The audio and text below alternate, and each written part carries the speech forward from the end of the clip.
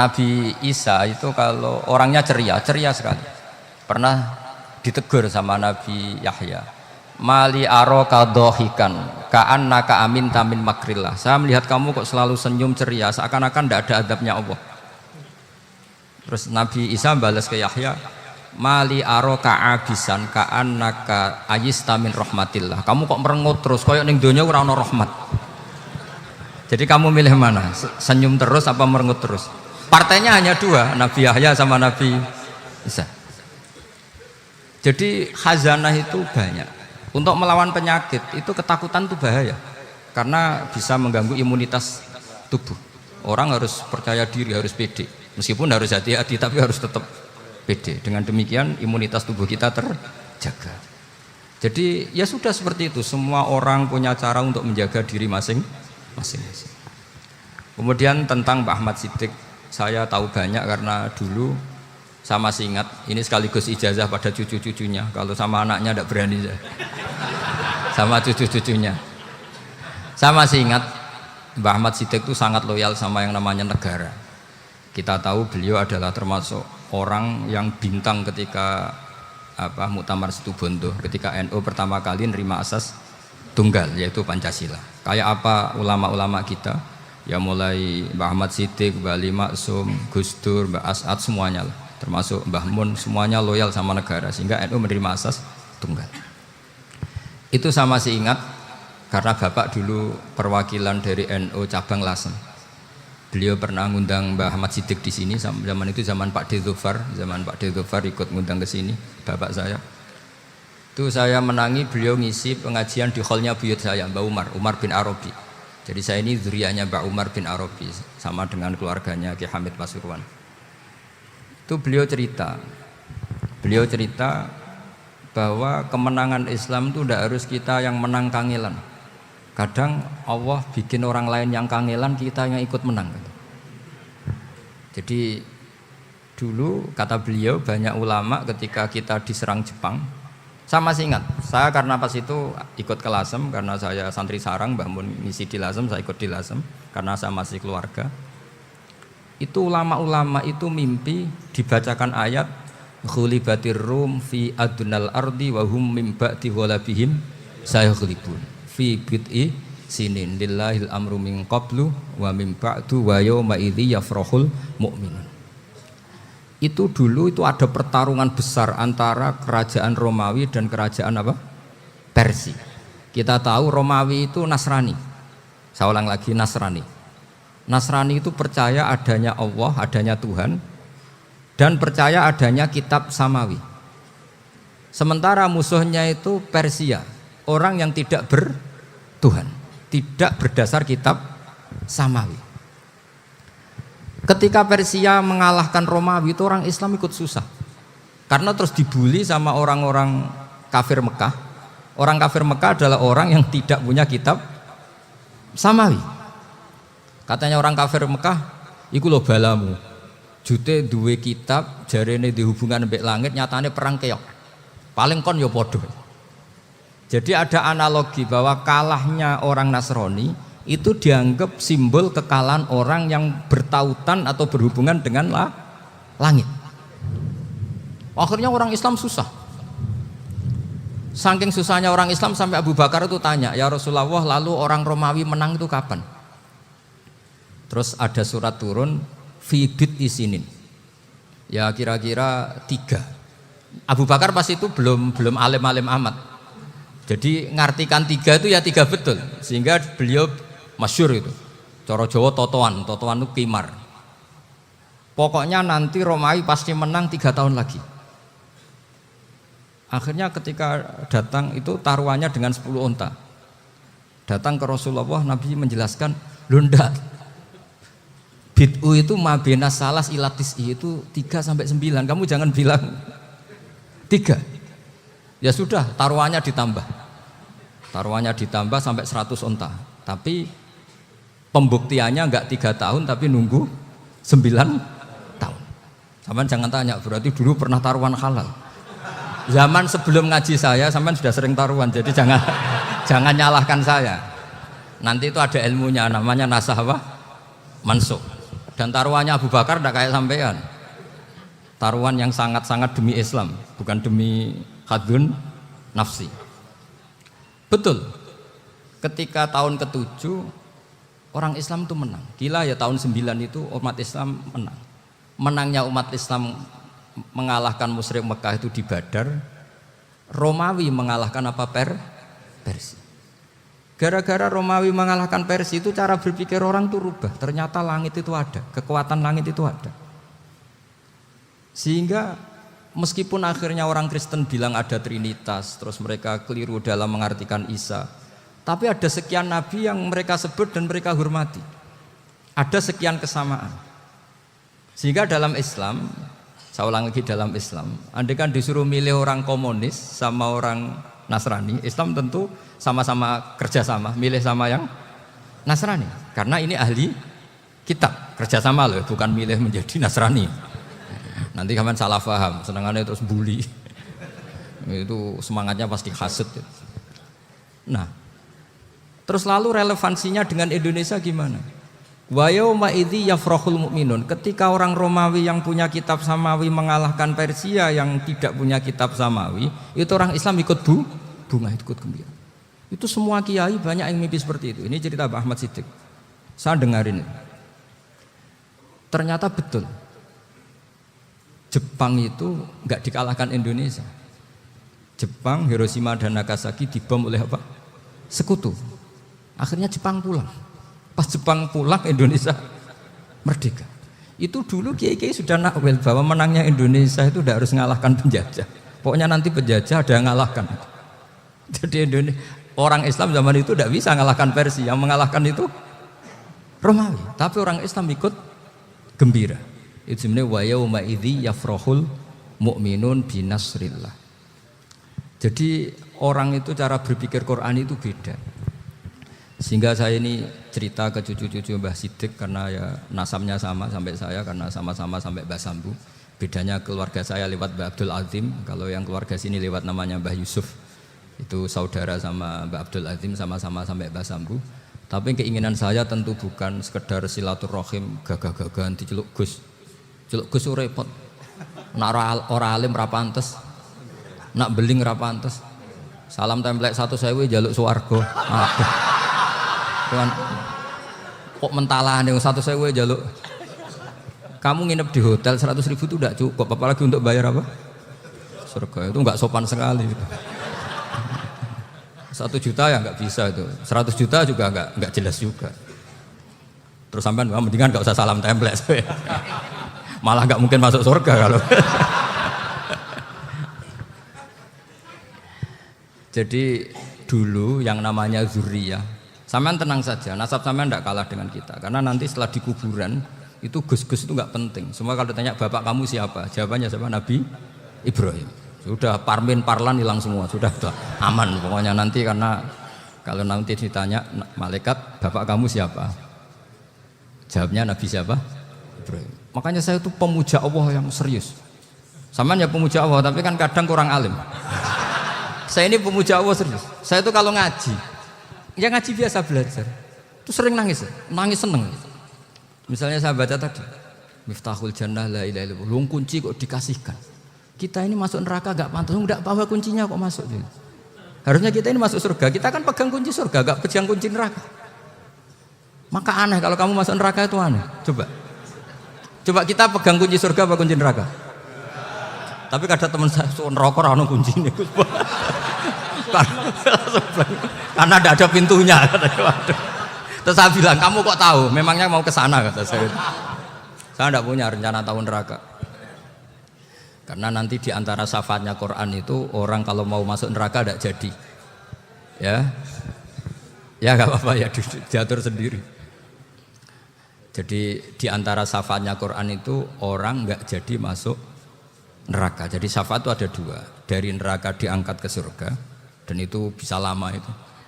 Tapi kalau syafaatnya Quran itu yang belum masuk neraka supaya gak jadi masuk neraka. Karena neraka juga punya aturan, dia juga kena aturan fikih. Jadi, betul ini, saya ada hujan. Jadi kena konstitusi apa? Fikih. Sama tak ceritani syafaatnya Quran itu ada orang tuh beling itu fasik. Itu dihafal surat Tabarok. Hafal betul. Tabarakalladzi biyadihil mulku wa huwa ala kulli syai'in qadir alladzi khalaqal mauta wal hayata. Pertanyaannya gini, boleh enggak orang menginjek surat Baqarah? Boleh enggak? Enggak. Padahal orang hafal Quran itu artinya ayat itu ada di hatinya. Fa inna wa ta'ala la yu'adzibu qalban wa al-Qur'ana. Allah tidak akan menyiksa hati yang menyimpan Quran, yang jadi flash disknya Quran, yang jadi rekaman Quran. Singkat cerita orang ini hafal. Pas ketemu Mungkar Nakir prosedur kan, ini orang fasik mau diantemin sama Mungkar Nakir. Prosedur ya, dia kan prosedur standar.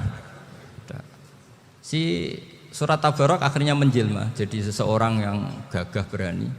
Kamu nggak boleh nyiksa orang ini. Saya ini kalamullah. Kalau kamu nyiksa dia berarti nyiksa saya. Kamu berani sama kalamullah? Wah ya tidak berani jadi Mungkar Nakir. Tapi orang itu nakal, harus saya gebukin. Tapi kata Quran tadi, tapi saya di situ pasti kena saya.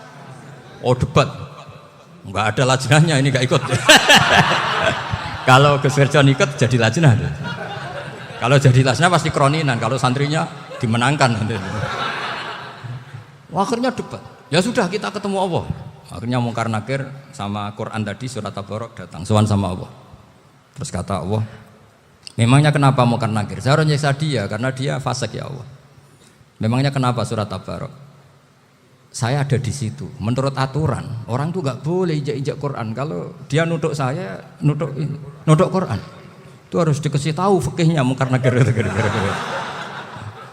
Akhirnya Allah ngendikan gini ke surat Tabarok. Ya sudah terserah kamu. Kalau terserah kula Gusti, Mungkar Nakir nggak boleh nyentuh orang ini. Ya sudah selamat. Sehingga terus itu sama baca di termasuk mujizatnya surat Tabarok di tafsir Ibnu Katsir banyak. Karena tadi logikanya malaikat itu juga kena aturan fikih.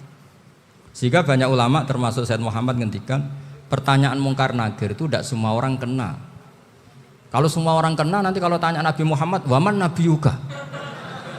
Kacau kan jawabnya. Nabi kamu siapa? Lu saya ini nabi.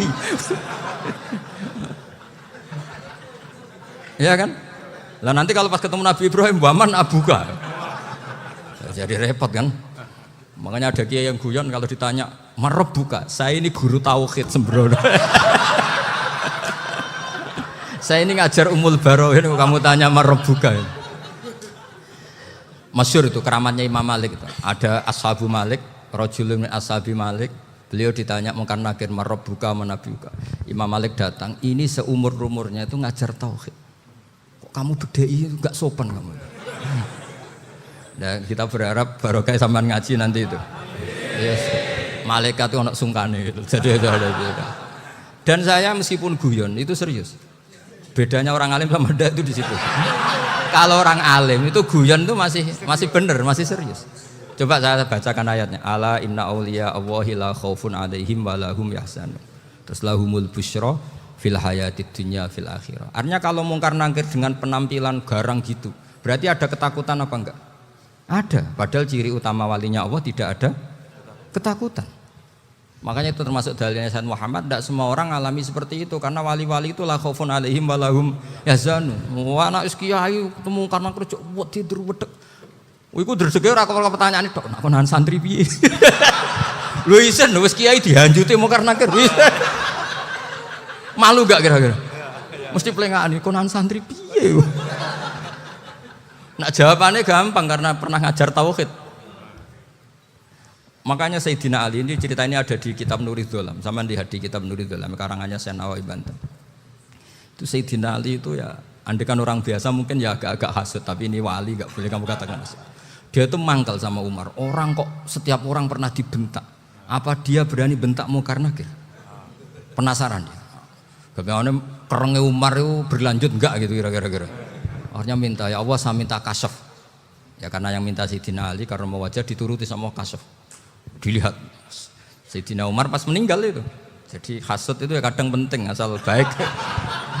Loh betul bahasa Kanjeng Nabi kadang la hasada illa fisnaten. Itu Nabi bahasakan ya hasad. Gus Wirson saja yang nafsirkan ghobtoh itu kan gaya-gayanan sebagai ulama. Aslinya Nabi ngendikannya itu la hasada illa fisnaten. Ulama yang ganti itu namanya ghobtoh. Wong Nabi sendiri nyebut hasad kok kamu tafsiri laptop. Ya hasad ya. Hasad. Udah enggak usah ditakwil-takwil pokoknya gitu. Kalau sampean nggak percaya nggak apa-apa. Kok gitu aja kok repot. Karena sampean nggak percaya kemungkinannya dua. Satu nggak ngerti. Dua sama-sama alim. Kan dari awal kalau sama-sama alim kan laisa li alimin ayuqallida aliman akhor. Kita nggak perlu saling mengikuti. Ngapain hasud? Biasa aja. Akhirnya Sidina Ali kasar. Pas Umar bangun, setelah mati kan bangun, setelah meninggal bangun. Mungkar Nakir datang dengan perangai yang sangat garang. Itu digambarkan Sidina Ali, matanya itu kalkidril ghali. Kayak apa? Kendil yang apa? Mengangang. Wah, seru. Sidina Ali senang, paling takut ini Umar. Senangnya bukan main. Wah, ini mesti takut Umar. Biasa. Ternyata enggak, Umar malah bangkit. Woi, Mungkar Nakir ya. Kamu tahu menghadapi siapa? Itu betul ya? Kamu itu menghadapi temannya ahabbal khalqi ilallah. Yang diandalkan temannya bukan dia. Kamu tahu yang kamu hadapi, saya ini teman kekasihnya Allah. Jadi boleh kamu mengandalkan Mbak Virjon. Tapi nanti resikonya Mungkar Nakir tanya, itu Virjon siapa? Wah, itu masalah itu kan. Makanya syaratnya wali itu harus ma'rufun fis sama. Di langit sudah populer. Makanya dulu ada orang yang saking seninya Abdul Qadir ditanya apa saja jamnya Abdul Qadir Al-Jilani, itu aman karena beliau populer. Makanya program kita harus populer dulu di langit. Nah, itu nanti kalau dicatut oleh santri-santri nggak apa-apa. Kalau nggak populer nanti dicatat, itu siapa? Masalah ini. Umar itu yang dibanggakan itu, kamu tahu saya siapa? Ya enggak tahu, saya ini temannya kekasihnya Allah. Temannya Muhammad, iya Muhammad Rasul. Wah mikir, waduh, repot. Loh, di dunia aja gitu kan, temannya presiden, temannya panglima, apalagi ini temannya Sayyidul Awalin wal Akhirin. Di dunia aja bilang temannya presiden, menteri, orang sudah takut, apalagi ini temannya Sayyidul Awalin. Hanya Mungkar Nakir terus konfirmasi sama Allah, gimana ya Allah ini ngadepi. Sebetulnya diandalkan itu temannya, bukan dia. Wah, akhirnya sama Allah dibilang, ya bu, ya sama seorang seperti itu bu yang sopan. Terus semenjak itu Mungkar Nakir itu nggak selalu berpenampilan seperti itu, sangat sih. Jadi semoga itu konsisten sampai nanti. Jadi kamu kalau ingin nggak takut Mungkar Nakir, jadi wali dulu. Karena syaratnya tadi hanya wali sing la khaufun alaihim walahum yahzanun lahumul busyra fil hayatid dunya fil akhirah. Jadi orang itu kalau ngaji itu harus khatam. Jangan semuanya kena pertanyaan. Dan kalau semuanya kena pertanyaan nanti repot. Kalau Nabi Muhammad ditanya waman Nabi Huga. Nabimu siapa? Lu kan terus jadi aneh. Jadi makanya ngendikane Sayyid Muhammad semua ulama lah, enggak ada am kecuali ditaksis. Kecuali sifatnya Allah. Misalnya bikulli syai'in alim ya benar-benar bikulli syai'in. Tapi kalau am semuanya pasti ada taksis, meskipun dalam muhawarah muhadasah biasa. Ya, misalnya contoh gampang, istri kamu baru seneng kamu, mas nak pengen apa-apa itu lapor aku, gak apa-apa mas, mesti aku seneng sama lapor. Iku di aku pengen wayo. Wah langsung jadi apa wae. Mesti apa wae maksudnya kecuali itu gitu. Padahal kalau ngomong mas sampean ingin apa saja tak dukung. Terus sampean bilang pengen iku wayo. Kira-kira disetujui apa enggak? Sama seperti kita kalau punya teman akrab, wes nang omahku gak apa-apa, anggap ya omahmu dewe. Terus mlebu-mlebu kamar. Jadi tidak ada am kecuali ditaksis. Artinya kalau ada cerita bahwa orang mati pasti ngalami ditanya Mungkar Nakir, itu pasti ada am yang ditaksis. Itu pasti juga dialami para anbiya, para auliya. Karena ciri utama wali itu la khaufun alaihim walahum yahzanun. Kemudian saya yang mau cerita ya, supaya sampean bisa menghadapi dunia global ini, tak bawa tafsir Munir termasuk tadi. Kenapa orang Islam, Rasulullah SAW itu lebih senang kalau yang menang itu orang Nasrani Romawi, ketimbang yang menang itu orang Faris, dalam hal ini ateis. Karena orang ateis itu lebih ngeri.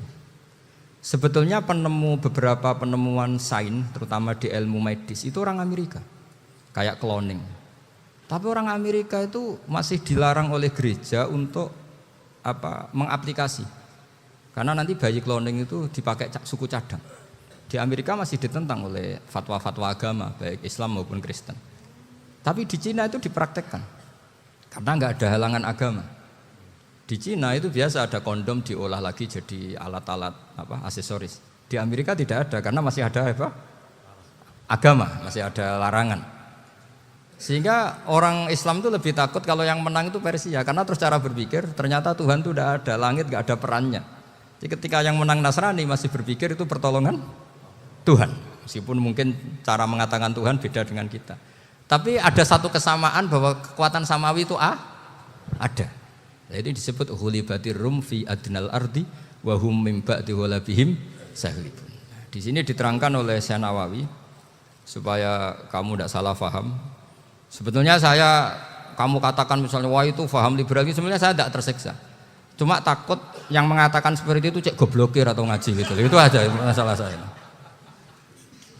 Ini saya baca ini karangannya Syekh Nawawi karena tadi kata Mbak Firjon ngaji itu harus sama orang yang bersanad.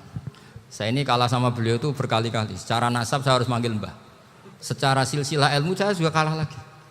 Saya sering disewani sama cucu-cucu Syekhona Khalil. Kiai Siddiq itu termasuk murid dekat beliau Syekhona Khalil. Kalau itu berarti kan Gus Firjon, Ahmad, terus Mbah Siddiq. Mbah Siddiq ngaji Syekhona Khalil. Syekhona Khalil itu pernah ngaji langsung sama Sayyid Zaini Tahlan. Berarti beliau dari Sayyid Zaini Tahlan itu baru generasi kelima. Sementara saya itu sudah ke-7 atau ke-6. Saya, Mbah Mun, Mbah Karim misalnya, Mbah Hashim, Mbah Mahfud Termas, Sayyid Abi Bakar Sato yang ngarangnya Anatul Thalibin, baru Sayyid Zaini Tahlan. Berarti saya ke-7, kalah lagi. Tapi untuk jadi wali biasanya cepat saya. Karena syaratnya jadi mbah itu ngalah demi putu. Jadi kalau beliau ngotot, saya dulu Gusti, saya mbahnya. Wah itu mbah yang nggak baik. Pasti jatahnya dikasihkan apa? Cucunya dulu. Makanya Abdul Muthalib itu orang yang dapat wangsit, tapi yang jadi nabi itu cucunya. Jadi dalil saya banyak. Sebenarnya Abdul Muthalib itu sudah sering dapat wangsit. Karena saya bahasakan wahyu, Nabi yang protes, enggak nabi kok dapat wahyu. Tapi sebetulnya Abdul Muthalib itu masyhur. Kalimat-kalimatnya menunjukkan bahwa beliau itu sudah dapat wahyu kalau nanti cucunya itu jadi nabi. Makanya senangnya bukan main Abdul Muthalib sama Rasulullah. Putu seneng, mbah seneng putu. Jadi mungkin, jadi sampean enggak usah protes loh. Ya, yang jadi wali kok cucunya. Dulu betul. Dulu Mbah Hamid Pasuruan itu kalau Mbah Ahmad Siddiq ke sana, Mbah Hamid Pasuruan kalau manggil Mbah Ahmad Siddiq itu paman. Tapi pamannya minta ijazah ke ponaan. Apa ya gara-gara itu memang. Kalau itu masih berlaku apa? Ngalah tadi. Kayaknya masih apa? Hawane masih. Hawane masih. Karena melihat tren-tren langit masih gitu kayaknya masih. Masih itu. Ya, tapi mbahnya tetap dapat jatah, tenang saja nanti. Tapi memang sebaiknya mbah itu legowo. Rasulullah Muhammad SAW itu terkenal min dzurriyyati Ibrahim. Tapi kata Rasulullah, ana dakwatu Ibrahim wa bisyaratu Isa. Aku nganti ngene iki barokah dongane Nabi siapa? Ibrahim. Jadi dongane Nabi Ibrahim dia tiba teng putu. Jadi banyak bukti bahwa jatuhnya ke putu gitu. Tadi saya di kamar sama beliau berduaan. Nih Mbah sing dadi wali di sini, aku wae Mbah. Cocokan tadi. Nah, kenapa saya akhir-akhir ini gulirkan daftar wali? Kenapa? Saya ini resah ya, orang sudah ingin dicintai pejabat, dicintai tetangga, dicintai teman. Tapi kadang-kadang orang lupa lagi dicintai apa? Makanya saya meskipun guyon, tapi ini amdan, bukan sahwan. Supaya orang punya cita-cita lagi jadi wali, ingin dicintai Allah. Kita ini terlalu lama ingin dicintai makhluk. Mbok ya naik kelas sedikit lah. Ingin dicintai Allah Subhanahu wa Ta'ala. Meskipun saya guyon, tapi tadi guyon saya tuh lebih serius ketimbang serius Anda. Karena tak pikir. Saya tuh kalau pergi itu seneng ngebis, bukan karena saya tidak punya mobil, tapi saya sering mau butuh itu supaya nggak diganggu. Karena saya tuh harus punya waktu sendiri. Kalau bis kan ketemu orang nggak kenal, tapi sekarang ya agak susah, banyak yang kenal. Dan susahnya lagi gak minta ijazah, minta foto. Aduh. Repot tuh. Mau dibenci itu umatnya Rasulullah Shallallahu Alaihi Wasallam. Mau disetujui itu sanatnya mana? Kalau ketemu orang alim minta apa? Foto. Itu nggak ada sanatnya. Nggak tahu saya itu mazhab dari mana itu. Ya mazhab milenial yang jelas itu kan. Ini tak baca ya biar dapat. Karena ini kenangan saya sama Mbak Ahmad Siddiq. Saya masih ingat betul beliau ngisi hallnya Mbak Abdullah bin Umar, berarti abahnya Mbak Hamid. Karena mbah saya itu Fatimah binti Khalid bin Umar. Kalau Mbak Hamid itu Hamid bin Abdullah bin Umar. Itu saya masih ingat betul zaman itu Mbah Hamid siap hall di Lasem itu rawuh dan saya derek mbah saya karena masih misanan datang ke Lasem. Itu beliau pas itu ngisi sama Mbah Mun. Mbah Mun masih muda, Ki Ahmad Siddiq sepuh senior. Itu beliau cerita bahwa dulu ketika Indonesia dijajah Jepang itu para kiai mimpi dibacakan ayat Ghulibatir Rum fi adnal ardi wa hum min ba'di walabihim. Terus ada kiai yang tanya, takwilannya gimana? Ya nanti Jepang pulang bukan karena kita yang mengalahkan, tapi Jepang ada yang mengalahkan sendiri, meskipun tidak kita. Kayak dulu Faris tidak dikalahkan Islam, tapi dikalahkan Romawi, tapi yang senang umat Islam. Wa yauma idzi yafrahul mu'min. Itu luar biasa ulama-ulama kita. Delalah kejadiannya Indonesia seperti itu. Yaitu kita tidak mengalahkan Jepang, tapi Jepang pulang sendiri karena dikalahkan apa? Sekutu. Ya ini saya baca. Ini tidak usah dicek bacanya benar apa enggak. Sudah aman apa? Aman. Karena kalau saya salah itu ya sengaja. Artinya ya sengaja. Ya biasa maksudnya. Saya kemarin ngisi di Pondok Peloso, di Pondok Al Munawir Jogja. Salah itu ada dua. Ada salah yang memang benar-benar salah. Itu enggak apa-apa, bisa dimakfu. Karena mesti sangke wong goblok salah yang terus itu. Ada salah bawaan ilmu, itu repot tuh dadan ini. Karena misalnya kita yang biasa belajar qiraah sab'ah wayah sibuhu, mesti diulang lagi wayah sabuhu. Karena qiraahnya Imam Asim itu hasibah yah sabu bifathis sin. Sementara kita kalau ngaji kitab kulino yahsibu. Sehingga kita yang biasa belajar sab'ah itu kalau baca kitab itu kayak orang bingung. Kadang-kadang yang ngaji juga bingung. Gus Pak mocok di bulan pelin. Ya tepat-tepatan. Ada yang mengatakan Gus Pak bingung. Ada yang mengatakan Gus Ba alim alamah, ya tepat-tepat nasib tadi. Karena memang ya sab'ah memang seperti itu. Misalnya kufuan itu Imam Asim baca kufuan. Tapi beliau punya murid namanya Syu'bah. Itu kalau baca kuf'an. Makanya kita itu, ini kan khataman Quran ya. Jadi saya menyinggung sedikit tentang qiraah sab'ah. Tadi beliau juga sudah tak kasih kitab saya Hifdzuna Liyadal Mushaf. Sama tak ajari latihan sab'ah. Memang angel ya. Makanya yang nggak bisa itu wong pinter. Sudah tahu angel ya nggak usah diteruskan kan. Orang menghindari barang angel itu pinter apa goblok? Pinter. Berarti wong goblok pinter. Saya tuh makanya sama orang goblok tuh respect. Jadi orang alim tuh angel apa gampang? Angel. Menghindari barang angel pinter apa goblok? Loh, orang menghindari barang angel pinter apa goblok? Pinter. Berarti wong goblok pinter. Jadi saya sama orang-orang goblok itu respect. Sudah tahu jadi orang alim angel ya barang angel ya harus dihindari. Makanya saya ini insya Allah umatnya Nabi yang termasuk yang terbaik. Amin. Karena mencintai umatnya Nabi termasuk yang goblok. Wah, itu tidak gampang itu. Karena tadi sudah tahu ya. Seperti itu loh orang naik panjat pinang itu yang naik karena ingin hadiah. Yang nonton sudah tahu wah licin kok dinaikin mau keplodok ya. Tapi orang sepakat yang nonton juga pinter karena sudah tahu ribet kok. Tukun yang pasar kena lah apa mana. Sama juga gitu. Ngalim tafsir angel, ngalim fikih angel. Tapi karek ngaji ngerekam kan gampang. Itu pinter apa goblok? Pinter. Iya. Makanya kula niku mbok burohno ngono tok. Saya tadi dinasihati Mbak Firjon muga-muga hati saya selamat. Saya itu meskipun kata orang banyak muhibin saya banyak, tapi saya insya Allah tidak riak. Saya itu pakai kitab namanya Tasbitul Fuad, itu karangannya Said Abdul Al-Haddad. Ketika beliau punya muhibin banyak ditanya, bagaimana ya Habib Anda menjaga hati Anda? Jamnya Said Abdul Al-Haddad itu unik. Innama azzamu Allah. Mereka itu sebenarnya menghormati Allah. Cuma butuh sarana, dan itu saya. Jadi saya tahu sampean semua itu mencintai Quran, mencintai sunnah Rasul, mencintai hadis-hadis Rasul. Cuma sampean kan karena nggak paham, terus manfaatkan saya. Jadi sebenarnya saya ini korban. Gitu. Korban. Jadi saya mau riak gimana, korban kok mau. Bangganya di mana tuh? Coba sampean misalnya ngaji tafsir, belajar sendiri kan susah. Terkibnya susah, maknanya susah. Bahkan beli kitabnya kadang nggak kuat. Loh, untuk jadi alim tafsir itu kan harus beli kitab. Loh, saya sering belajar kitab itu jutaan. Tafsir Tobari, saya pernah beli kitab Fakhrur Razi itu berapa coba? 27 jilid. Karangannya Fakhrur, belum karangannya ulama modern, Imam Sa'rawi. Itu berapa jilid? Itu jutaan. Saya kemarin juga dihadiahi kitab Pak Quraish Shihab namanya Faidul Bari fi Syarhil Bukhari. Pak Quraish Shihab yang terkenal. Dia sering diskusi sama saya. Saya ngasih hadiah beliau ngasih hadiah saya. Wah, itu harganya enggak kuat. Dadak kuat kadang di Indonesia enggak ada coba. Dan sama orang hebat menghindari kesulitan itu. Nah, kesulitan itu sebab ngaji ikut, kalau enggak paham dirukokna rekamannya sudah gitu. Pinter mana sampean sama saya? Pinter sampean kan?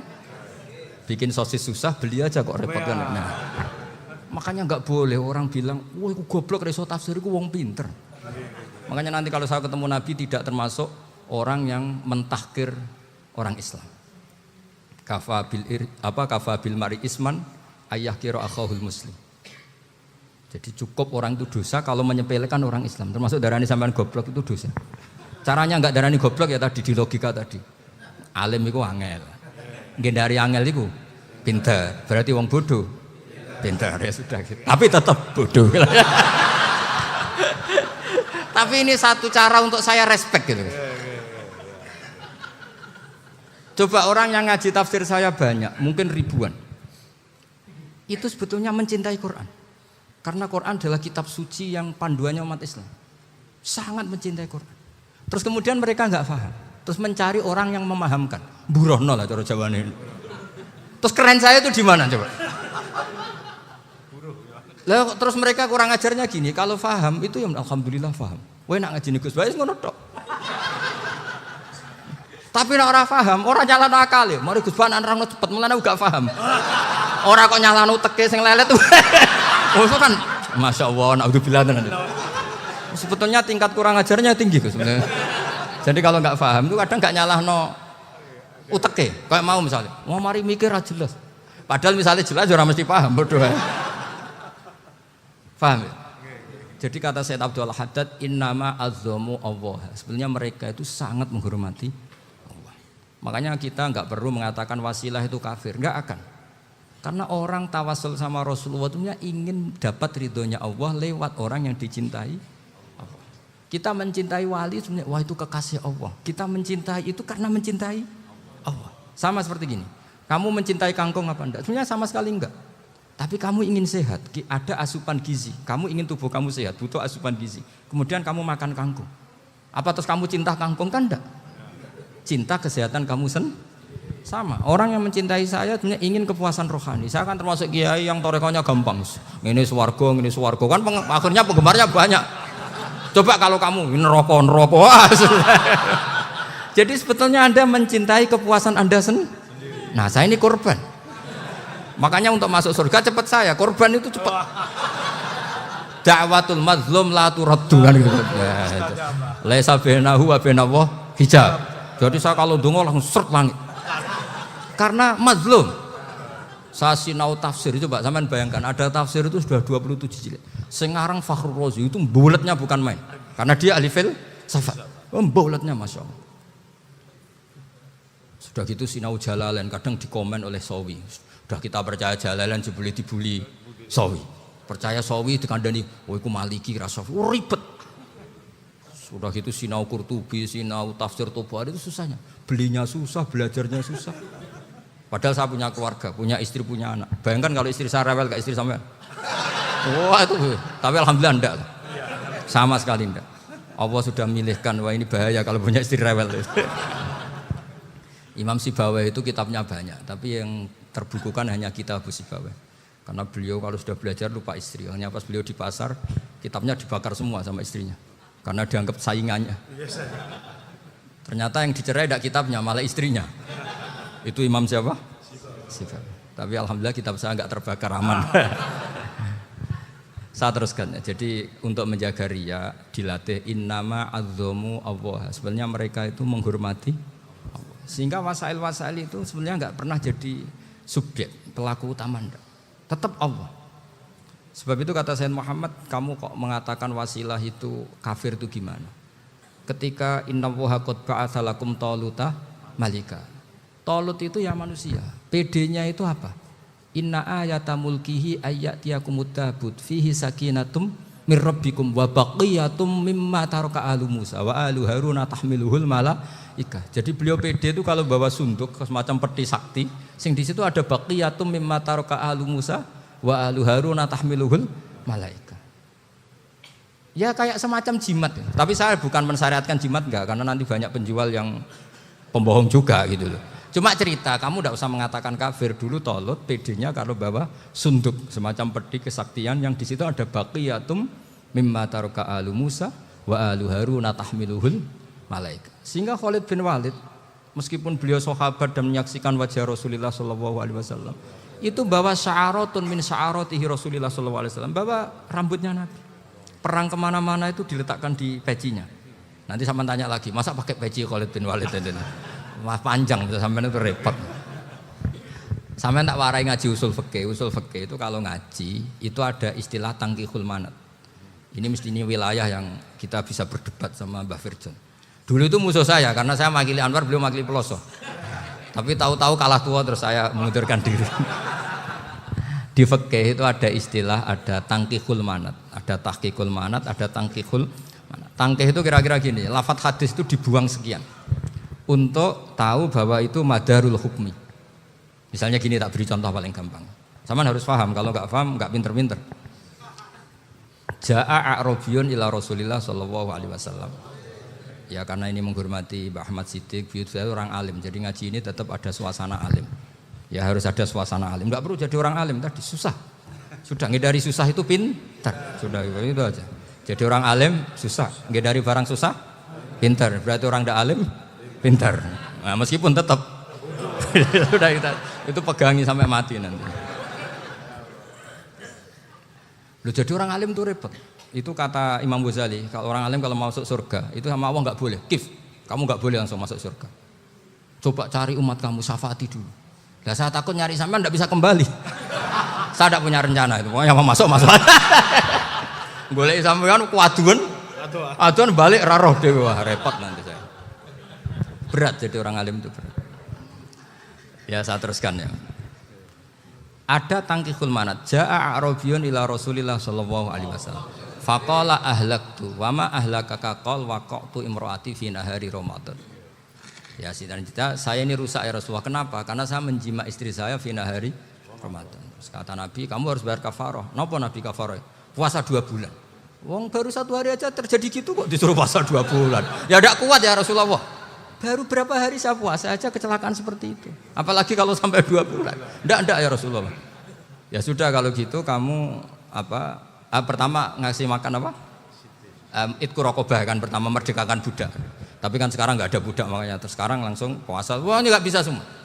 Ya sudah ngasih makan orang 60. Kasihkan siapa ya Rasul? Ya orang fakir. Saya ini paling fakir. Di kampung saya ini orang paling fakir. Jadi mulai dulu orang fakir itu hubungan suami istri itu paling lancar mulai dulu. Makanya orang fakir itu anaknya banyak. Karena hiburannya hanya itu. Wong Ramadan aja.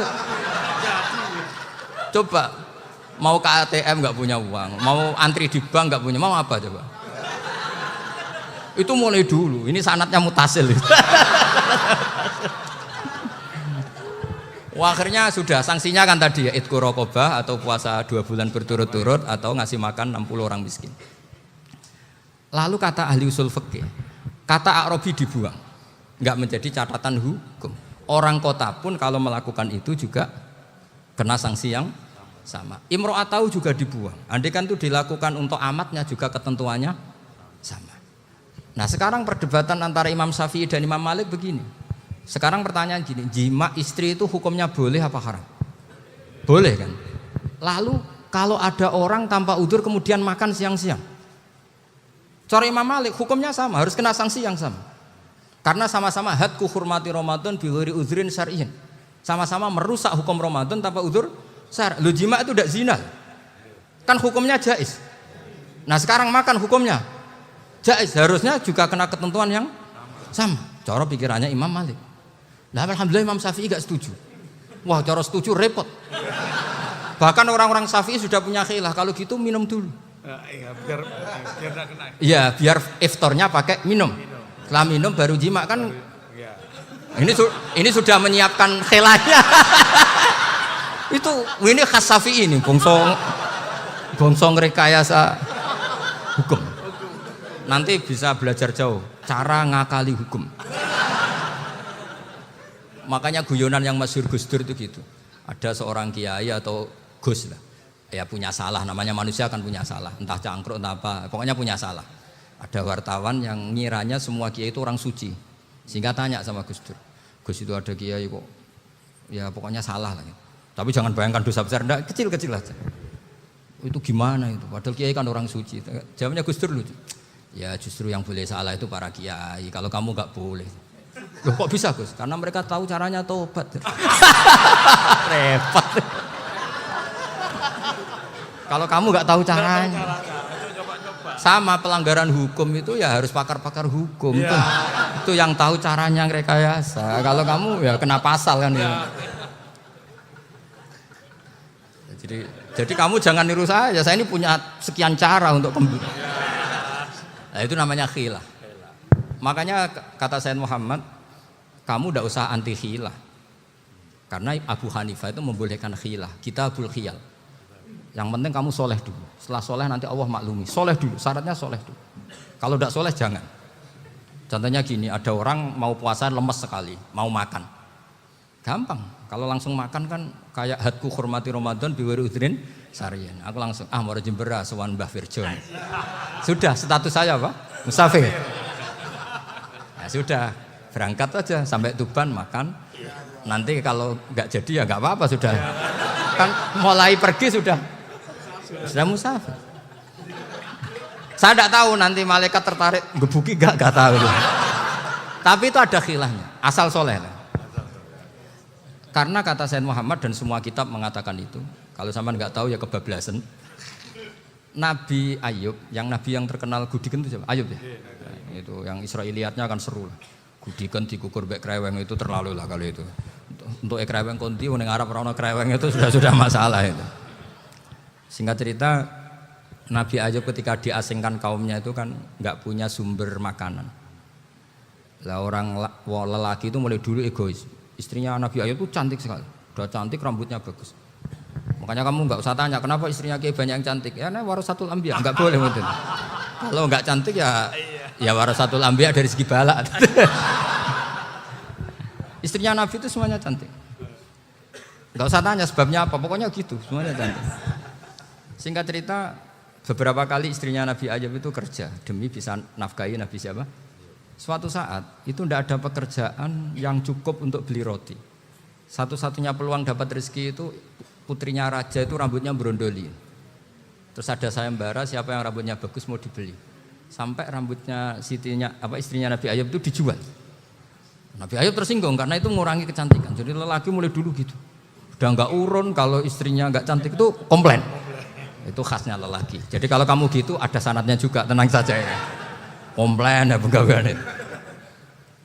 Saking mangkelnya Nabi Ayub terus ngendikan la adriban naki mi'ata sautin. Kamu akan saya pukuli dengan mi'ata sautin atau dengan 100 cambukan.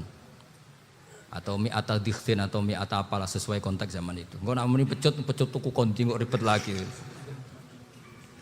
Singkat cerita akhirnya ketahuan bahwa istrinya menjual itu demi Nabi Ayub. Allah nggak ridho kalau kekasihnya yaitu istrinya Nabi Ayub wis perjuangan kayak gitu malah kena hukuman. Tapi Allah juga nggak ingin kekasihnya yang bernama Ayub melanggar sumpah. Padahal beliau sudah sumpah wallahi demi Allah nanti tak pukul dengan 100 kali. 100 kali dengan lidi lah misalnya, contoh yang gampang tuh lidi. Akhirnya sama Allah dikasih satu solusi. Wa khud biyadika dikhtan fadrib bihi wala tahnas. Ya sudah, lidi itu ikat jumlahnya 100. Terus pukul sekali saja, anggap saja sudah 100. Iku pangeran sing wari ngakali ngono iku pangeran. tapi syaratnya soleh. Syaratnya soleh. Jadi kalau kamu anti khilaf berarti anti ajarannya Allah di ayat itu. Wa khud biyadika dikhsan fadrib bihi walata. Itu dulu ada, ini cerita di Ithaf. Ini cerita terakhir, ini sudah, sama jangan nama sudah. Terus pengumuman tadi, yang enggak pernah sepuh ngutang saya itu haram tadi. Karena tadi saya punya kewajiban di rumah yang bisa menggugurkan ya kewajiban yang lebih besar. Lebih besar itu ya tadi, bisa pernah guru, pernah sepuh. Yang jelas enggak umur. Umur sampean menang kabeh itu. Tua-tua